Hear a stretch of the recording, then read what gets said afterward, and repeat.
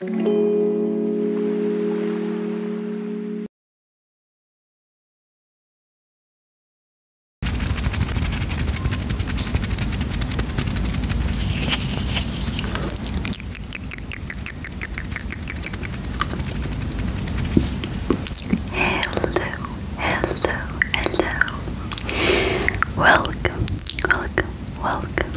and welcome back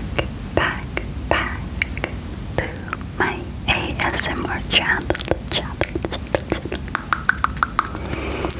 In today's ASMR video, I'm gonna be whispering you guys creepypasta stories, creepypasta in Indonesian, of course. And before I start the video, I want you guys to know that I am on Patreon, and it's a place where I upload exclusive ASMR videos. You guys can watch lens licking, mic clicking, speed painting, and various roleplay inside. Price start from $2 a month, and you guys can find the link on the description box down below. I also have YouTube membership. You guys can watch 3 to 6 extra videos for 30 minutes, and you guys can watch it for cheaper price. The link is also on the description box down below.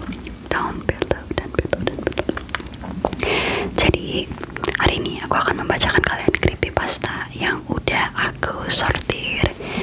Creepypasta pertama yang akan aku bacakan adalah White with Red. Ada seorang turis yang menginap di suatu penginapan yang melarangnya untuk mendekati sebuah kamar bekas TKP pembunuhan. Sesaat kemudian ia memberanikan mengintip kamar tersebut dari lubang kuncinya dan hanya melihat ruangan tersebut penuh dengan warna merah. Kemudian resepsionis penginapan itu sempat mengatakan juga bahwa korban pembunuhan tersebut serba putih dan hanya matanya saja yang berwarna merah darah. Judul yang kedua adalah The Grinning Man.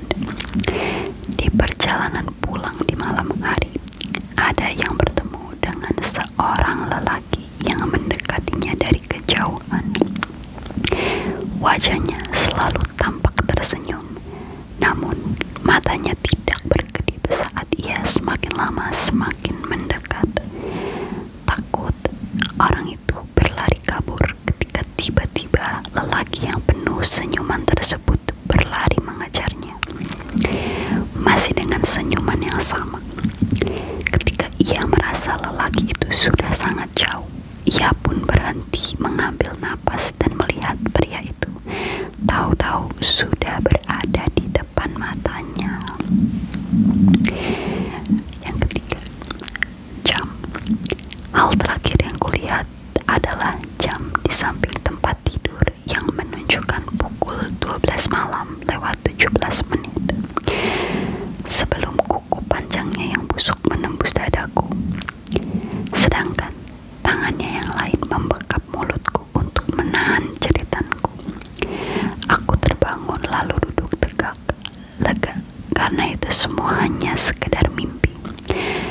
Namun ketika aku melihat jam menunjukkan pukul 12 lewat 16, aku mendengar pintu lemari perlahan terbuka. Yang keempat, lukisan. Seorang wanita sedang duduk di ruang tunggu klinik sambil menatap sebuah lukisan wanita mengerikan dengan senyuman keji menghiasi wajahnya. Setelah beberapa saat, ia tersadar bahwa apa yang dilihatnya bukanlah lukisan, namun sebuah cermin. Yang kelima, kucing. Aku selalu berpikir kucingku memiliki masalah penglihatan. Matanya selalu terlihat terpaku pada wajahku. Sampai akhirnya suatu hari aku menyadari ternyata ia selalu menatap sesuatu yang ada di belakangku.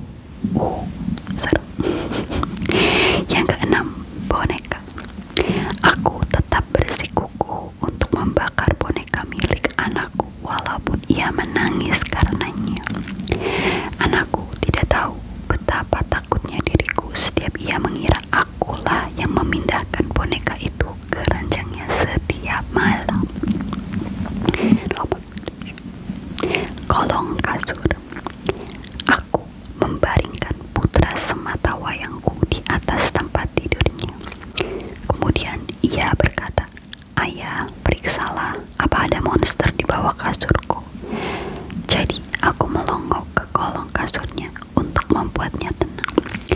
Akan tetapi, aku melihatnya di sana. Putraku yang lain meringkuk di kolong kasur, menatap balik padaku sembari gemetaran lalu berbisik, "Ayah, ada seseorang di atas kasurku." Yang ke-8, nyaman. Dulu aku tidak pernah berani ke sini. Kata orang di sini angker, banyak hantu yang bergentayangan. Mereka suka memakan anak kecil. Tetapi seiring berjalannya waktu, aku buktikan kalau itu hanya cerita palsu. Justru di sini nyaman sekali.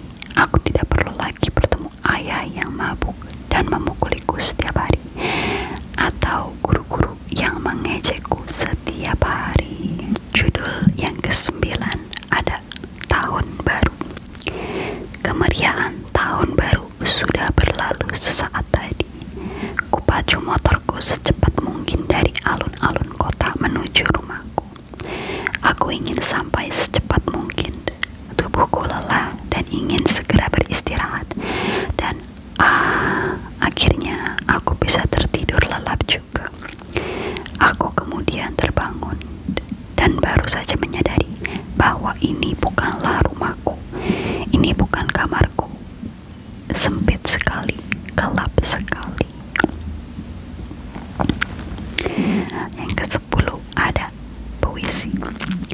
Dia jatuh dengan keras menghujani bumi, dengan waktunya yang makin berkurang perlahan tapi pasti. Isi kepalanya berhamburan ke sana kemari, tak lagi berdiam di dalam tempurung kepalanya yang telah mati. Ekspresi wajahnya menunjukkan penyesalan, namun senyum di wajahnya menunjukkan kepuasan. Senyum yang dihiasi darah menawan, meski bola matanya menggelinding ke jalan. Aku mengerti perasaannya. Aku melihat ke dalam dirinya tanpa tanya, tubuh yang telah pergi meninggalkan dunia fana tanpa ada yang peduli dan berlalu begitu saja. Yang puisi ini agak kurang jelas ya. Ininya apa? Tulisannya. Oke, aku share lagi dulu untuk biar kalian ini. Oke, lanjut. Ini yang ke-11 berarti ya. Suara tangis. Malam ini aku pulang sendiri seperti biasa, berjalan di antara semak belukar, melewati jalan tikus biar cepat sampai rumah. Aku mendengar suara tangis, tapi yang kulihat adalah mayat seorang gadis tersangkut di ranting-ranting hanyut di air. Tapi aku tidak melihat asal suara tersebut. Lalu sayup-sayup aku mendengar lagi suara tangis itu. Ternyata berasal dari atas pohon di sebelahku. Aku menghampirinya, lalu aku tanya penyebab kematiannya. Ternyata dia adalah korban perampokan yang jatuh ke sungai kemudian tewas. Tenang saja, sekarang aku akan menemanimu di sini. Aku belum akan pulang karena tidak ada yang akan mencariku. Aku sudah beberapa hari kabur dari rumah, ucapku menenangkannya. Oke, kita lanjut lagi. Hari baru. Hari ini ulang tahunku. Aku akan berikan kejutan pada keluargaku. Tepat pukul 12 malam, aku meniup lilin dan mengambil pisau yang sudah aku siapkan. Kemudian menuju kamar orang tuaku, lalu menusuk mereka satu persatu, seperti menusuk boneka saja, pikirku. Lalu aku pergi meninggalkan rumah dan memulai hari baru, tanpa keluarga lagi seperti tahun sebelumnya. Aku tersenyum puas membayangkannya.